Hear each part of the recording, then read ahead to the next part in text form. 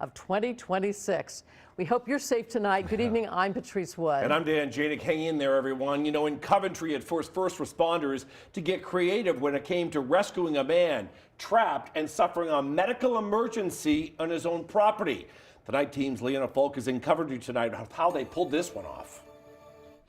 In the past 48 hours, first responders have had to think outside the box in the wake of the blizzard. And for one man here in Coventry, the only way out of his home wasn't by ambulance, but by canoe.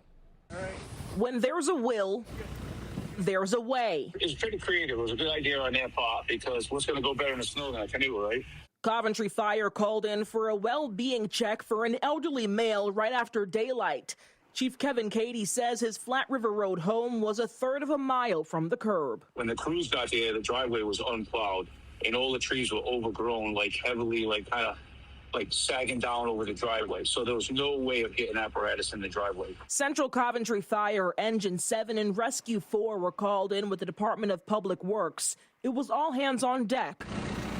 But even with a backhoe, they had no quick way of getting in. They had a canoe hanging up in the shed, and they got a little creative, and the guys put them in the canoe and dragged them all the way out to as far as where the backhoe could make it.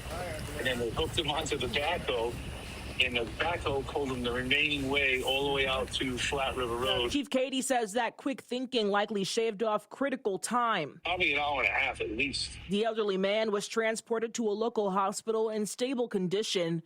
Chief says this incident was just one of the many outside-the-box rescues crews responded to. Plowed out like 3 giant driveways myself, over 200-300 feet long, just to get patients out of their house and get the rescues to the door. We've been creative for a couple of days here, I'll tell you that.